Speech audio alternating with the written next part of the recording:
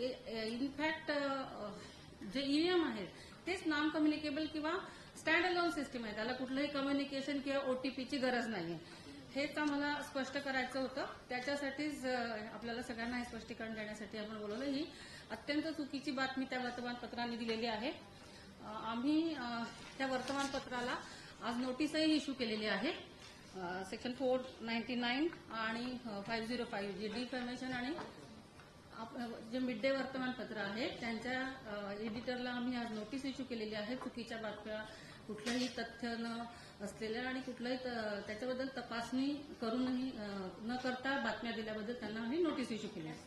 499 of IPC.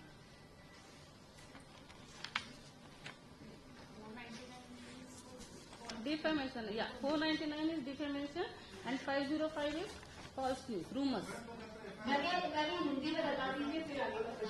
जो आज के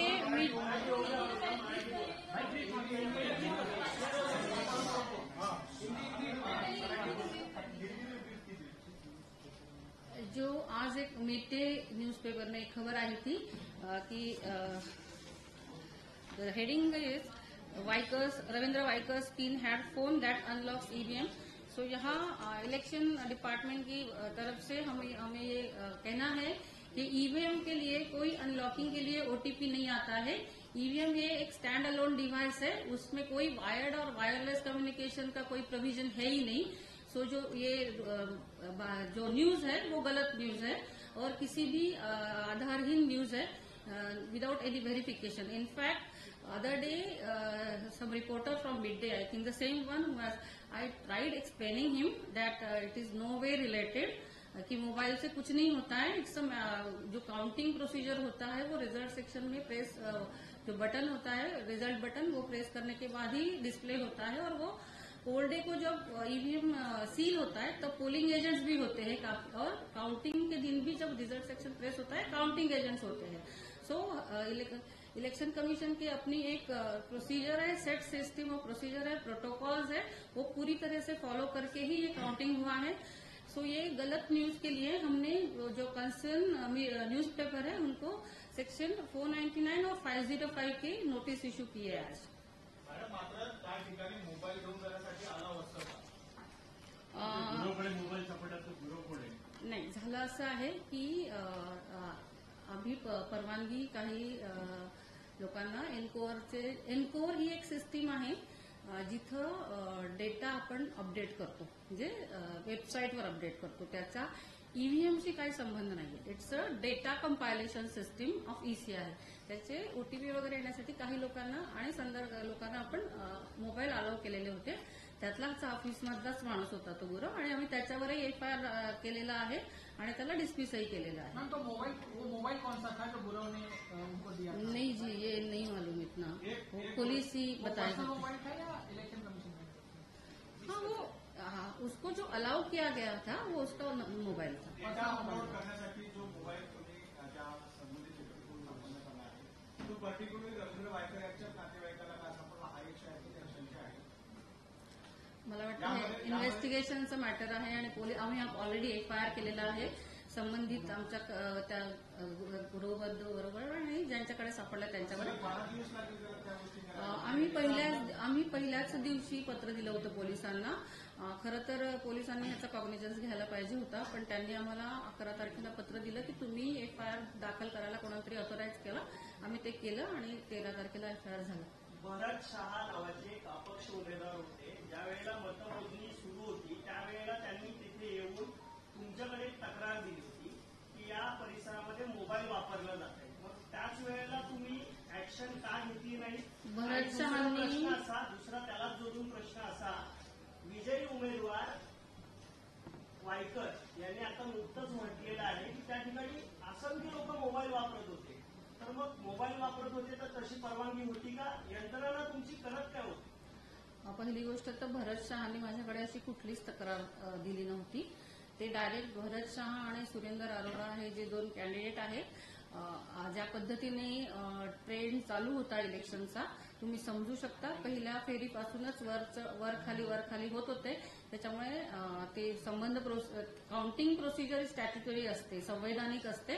ती मी करत होते डायसवर आणि सुरेंद्र अरोरा आणि भरत शहा एका माणसाला घेऊन आले की ह्याच्याकडे मोबाईल आहे, मला काउंटिंग प्रोसिजर जास्त महत्वाची आहे, त्याच्यामुळे मी माझ्या एका अधिकाऱ्यांना सांगितलं की यांना पोलिसांच्या ताब्यात द्या. त्याच्यापूर्वी कुठलीही कंप्लेंट भरत शहानी माझ्याकडे केलेली नव्हती. या प्रकरणामध्ये तुमच्यावरही आरोप केला जात आहे की तुम्ही वारंवार मोबाईल घेऊन रेस्टरूमला जात होते. अशा कोणत्या व्यक्तीला बोलत होते? तुमच्याकडे अशी कोणती माहिती तुम्ही बाहेर देत होती? माझ्याकडे माझा मोबाईल टेबलवरच होता आणि मी वारंवार जात नव्हते.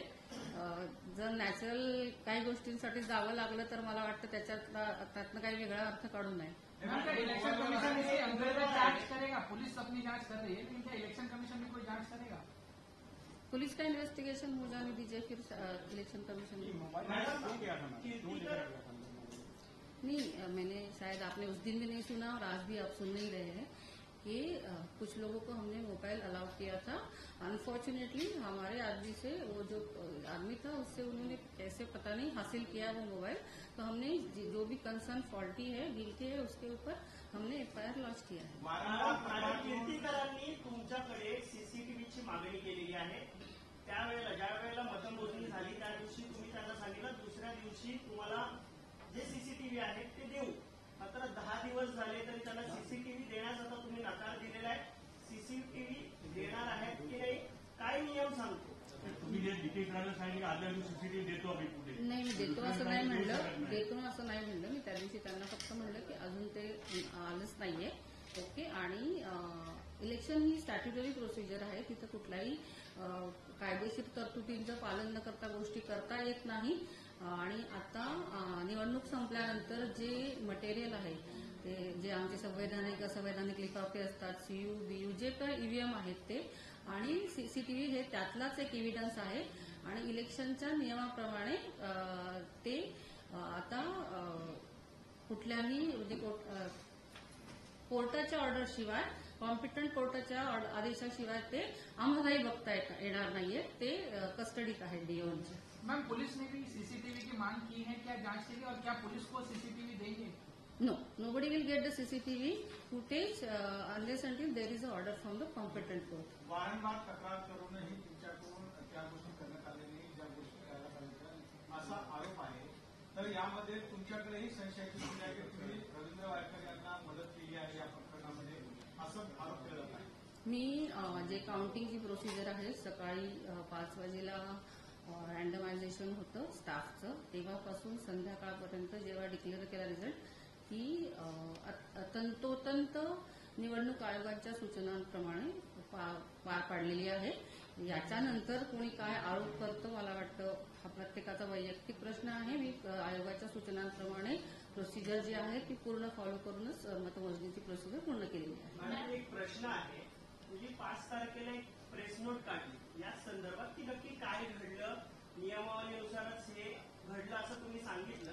त्यामध्ये दुसरा पॅराग्राफ होता, त्याच्यामध्ये तुम्ही असं म्हटलंय की कोणीही आक्षेप घेतला नव्हता, मतमोजणी दरम्यान कोणीही आक्षेप घेतला नाही असं तुम्ही म्हटलात. मात्र खाली आपण पाहिलं तर त्याच्यामध्ये तुम्ही शेवटी असं म्हटलेलं आहात की मुद्देसूद हरकत घेतली नव्हती. नक्की हरकत घेतली होती की नव्हती? मी मतमोजणी संपल्यानंतर त्यांनी माझा निकाल जो जाहीर झाला तो 7:53:20 असा मी जाहीर केला आणि जो कीर्तिका साहेबांचा अर्ज आहे तो 8:06 आलेला आहे. आणि सकाळी मी जसं म्हणलं की 5 वाजेपासून म्हणजे साधारणपणे 8 वाजेपासूनच आम्ही